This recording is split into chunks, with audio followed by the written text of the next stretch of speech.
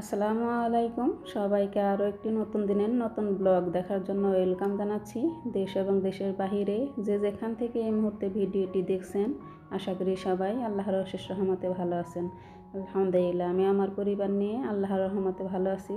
তো আজকের ভিডিওটি সকালবেলা থেকে শুরু করলাম। তো প্রথমে একটু বৃষ্টি শেয়ার করলাম। কয়েকদিন যাবত তো প্রচুর বৃষ্টি হইতেছে, বৃষ্টি আমি খুবই পছন্দ করি। তো একটু বারান্দাতে দাঁড়িয়ে দাঁড়িয়ে বৃষ্টি দেখছিলাম আর একটু আপনাদের মাঝে শেয়ার করলাম। তো এখন হচ্ছে সকালবেলায় নাস্তা করব কাঁঠাল মুড়ি দিয়ে। তো কাঁঠাল ভেঙে নিলাম। তো কাঁঠাল মুড়ি খেতে আমি খুবই পছন্দ করি, কিন্তু গ্যাসের জন্য সমস্যা, মানে পেট ব্যথা করে, এর জন্য তেমন একটা খেতে পারি না। কয়েকদিন যাবৎ সৈকত বলতেছে ওর নাকি কাঁঠাল খেতে মন চাইছে। তো এবছর তেমন একটা কাঁঠাল খাই নাই বললে চলবে। মানে একটা কাঁঠাল আমি গ্রাম থেকে নিয়ে আসছিলাম। আমি তো গ্রামে গেছিলাম, আমি তখন খাইছি, কিনে খাওয়া হয়েছে, আমাদের বাড়িতে তো গাছ নাই। তো কয়েকদিন যাবৎ বলতেছে অনেক কাঁঠাল খেতে ইচ্ছে করছে, ওর বাবাকে বলতেছে। তো এখন তো কাঁঠালের সিজন শেষের দিকে। তো ওরা বাবাই খোঁজাখুঁজি করছে, পায় নাই।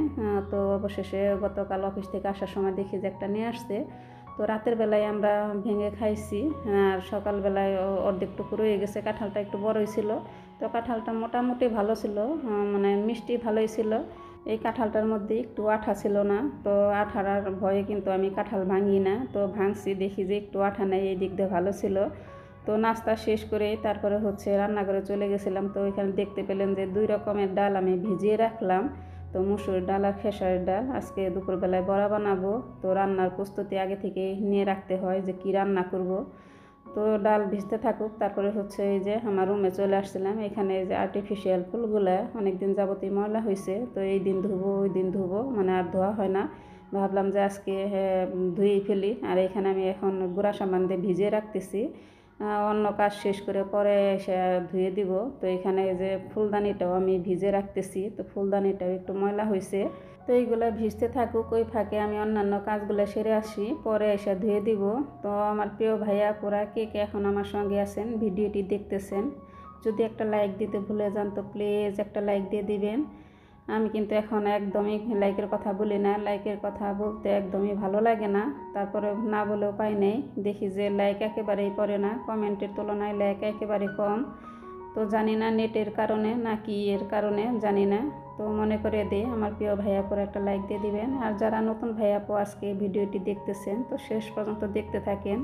আমার ভিডিও যদি আপনাদের কাছে কোথাও কোনো অংশে একটু ভালো লাগে তাহলে একটা লাইক দিয়ে সাবস্ক্রাইব করে আমার পাশে বন্ধু হয়ে থেকে যেতে পারেন।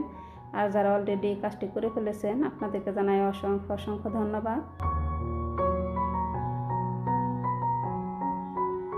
তো এখন হচ্ছে এই যে সৈকত আর সৈকতের বাবার কাপড় চোপড় এইগুলো ভাঁজ করলাম, বারান্দায় শুকিয়ে গেছিলো। তো ওর বাবা এইগুলা এনে সোফার মধ্যে রেখে গেছে সকালবেলায়।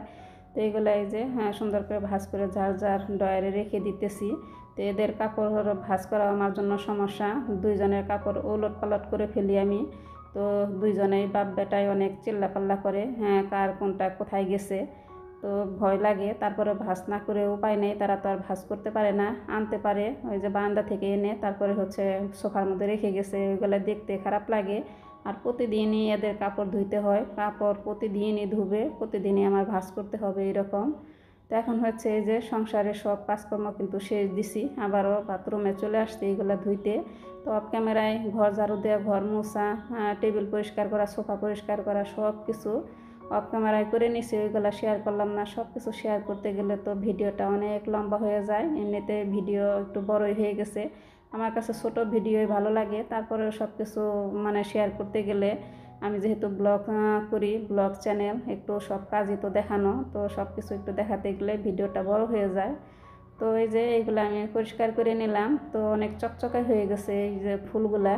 তো ধুয়ে এখন এই যে ফুলদানিটা টেবিলে রেখে দিলাম, শুকাইতে থাক। আর ফুলগুলা এই যে দড়ির উপরে এইভাবে ঝুলিয়ে দিতেছি, তো তাড়াতাড়ি শুকিয়ে যাবে। তো অল্প কিছুক্ষণের মধ্যেই শুকিয়ে গেছে বাতাসে, প্রচুর বাতাস আছে, বৃষ্টি আছে হালকা বাহিরে, কিন্তু বাতাস ছিল। তো চকচকে হয়ে গেছে। তো এখন হচ্ছে এই যে রান্নাঘরে চলে আসছি। তো এই ফাঁকে কিন্তু আমার ডালগুলা ভিজে গেছে, একবারে টইটুম্বর হয়ে গেছে। তো এখন ডালগুলো আমি ভালো করে পরিষ্কার করে তারপরে হচ্ছে ব্লেন্ড করব। তো আমি আজকে ডালগুলো পাটায় বাটতে চাইছিলাম, তো পাটায় বেটে বড়া বানালে ওইগুলো বেশি খেতে ভালো লাগে। তো সময় কোলালো না, মানে একটু দেরি হয়ে গেছে। মেয়ে ফোন করছিল, মেয়ের সঙ্গে অনেকক্ষণ কথা বলছি, প্রায় 1 ঘন্টা।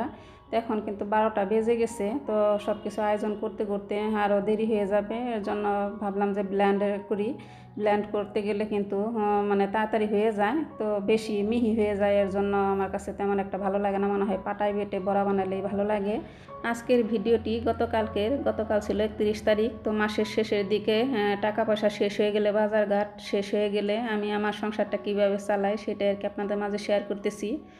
তো আমরা তো মধ্যবিত্ত ঘরের মানুষ, আমার মতো অনেকেই আছেন, বুঝেন। তো মাসের শেষের দিকে এখানে এরকম ঠেকে যায়।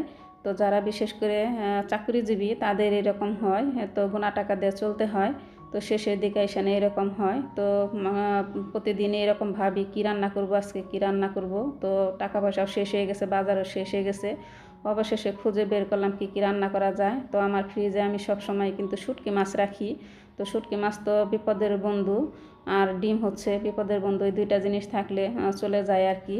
তো আজকে হচ্ছে রান্না করব শুটকি মাছ দিয়ে, কাঁঠালের বিচি দিয়ে, তারপর হচ্ছে বড়া করব আর 2 রকম ভর্তা। তো প্রথমে দেখতে পেলেন ভাত বসিয়ে দিলাম, আলু সিদ্ধ দিয়ে দিলাম, আর হচ্ছে বেগুন ভর্তা করব। তো আজকে শৌকত বলতেছে যে ভর্তা করো। তো ভাবলাম যে ফ্রিজে সবজি আছে কিনা, পরে গিয়ে দেখি 2টা বেগুন আছে আর আলু ছিল। তো আলু সিদ্ধ দিয়ে দিলাম, 2 রকম ভর্তা করব। তো আজকে হচ্ছে এখানে আমি রান্না করতেছি কাঁঠালের বিচি দিয়ে, শুটকি দিয়ে। তো এখানে প্রথমে আমি বেশি করে পেঁয়াজ কাঁচামরিচ একটু ভেজে নিলাম, আদা রসুন দিয়ে দিছি, তারপরে সব মশলাই দিয়ে দিলাম।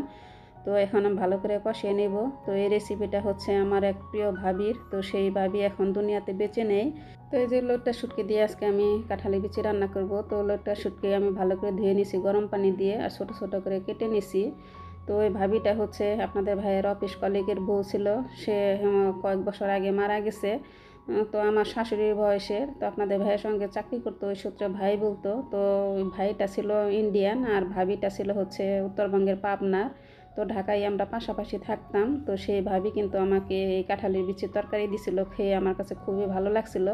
পরে ভাবিকে আমি বলছিলাম কীভাবে রান্না করছেন, পরে আমাকে শিখিয়ে দিছিল। তারপর থেকে আমি প্রতি বছর একবার হলেও রান্না করি আর ভাবিকে স্মরণ করি। তো আজকে ভাবির কথা খুব মনে পড়তেছে। আল্লাহ ভাবিকে জান্নাতবাসী করুন, এই দোয়াই করি। আর ভাই হচ্ছে এখনও বেঁচে আছেন, অনেক অসুস্থ, সবসময় অসুস্থই থাকেন, বয়স হয়ে গেছে। তো ভাবছি যে একদিন দেখতে যাব। তো অনেক দিন যাবতই যাইতে চাইতেছি, যাওয়া হয় না। তারা একটু দূরে থাকে, মিরপুরের ওই দিকে থাকে, আর আমরা তো খিলক্ষেত, ঢাকার এপার ওপার আর কি। তো এদিকে হচ্ছে যে আমার ভাতও কিন্তু বলক উঠে গেছে, আর এদিকে আমার তরকারি হয়ে গেল, মানে কষানো হয়ে গেছে, ঝোল দিয়ে দিলাম। তো কাঁঠালি বিচিতে একটু শক্ত, প্রথমে আমি পানি দিয়ে কিন্তু কষিয়ে নিছি অনেকক্ষণ, তারপর হচ্ছে আবারও ঝোল দিছিলাম। তো এই যে এখন নামিয়ে ফেলবো একটু ভেজা ভেজা করে, পরে আবার আরও শুকিয়ে যাবে, টেনে যাবে আর কি। কাঁঠালির বিচি তো আলুর মতো। তো হয়ে গেল আমার শুটকি মাছ দিয়ে, কাঁঠালির বিচি দিয়ে। এইভাবে রান্না করে খেয়ে দেখতে পারেন, খুবই ভালো লাগে। তো আমি বছরে একবার হলেও রান্না করে খাই। তো ভাবিকে স্মরণ করি।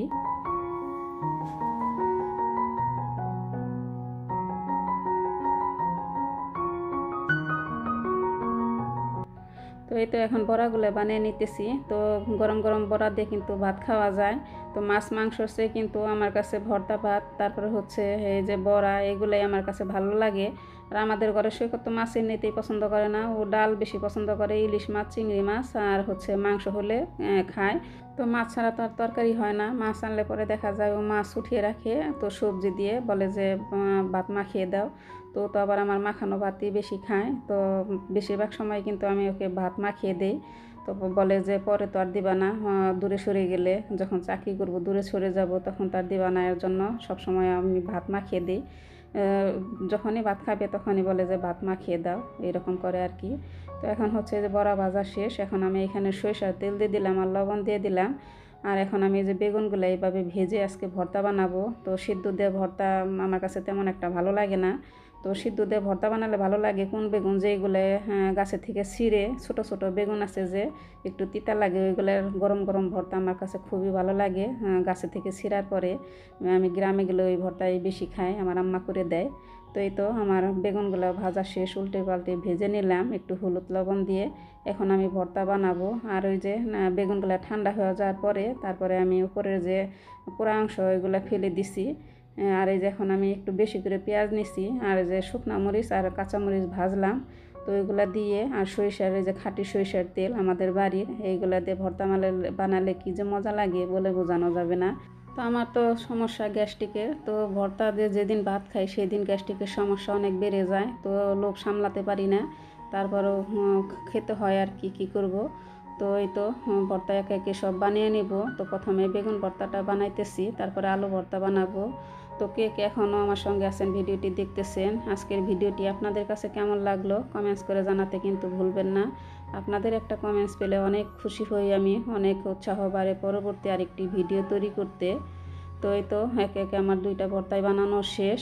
তো এখন টেবিলে আমি সাজিয়ে গুছিয়ে নিব, গোছালাসল করে পরে খেতে যাব। তো এই তো অফ ক্যামেরা আমার টেবিলে কিন্তু সব কিছু যে গুছিয়ে নেওয়া শেষ। তো এখন খেতে বসবো।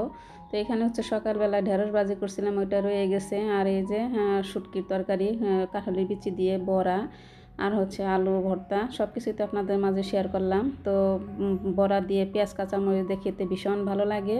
তো আজকের ভিডিওটি তো একেবারে শেষ পর্যায়ে। তো এতক্ষণ যারা কষ্ট করে ভিডিওটি দেখলেন আপনাদেরকে জানাই অসংখ্য অসংখ্য ধন্যবাদ। আজকের মতো আল্লাহ হাফেজ, আসসালামু আলাইকুম।